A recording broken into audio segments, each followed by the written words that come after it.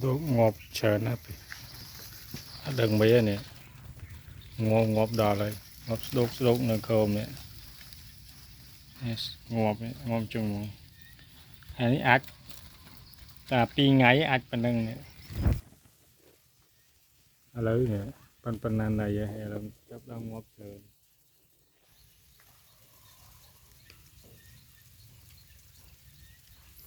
แล้วบางแจงทางโคยให้บางตองนี่เราเพลียงเมาดังมาอย่างงอภาษาเพลียงซ้ายหนึ่งให้เลยจับกูมวยมวยหนึ่งnhó ngày đập pí lấy ngày đi ngày đập buồn đập hẻm mặc hai 7 ngày lấy miên chập cu mùi mùi mình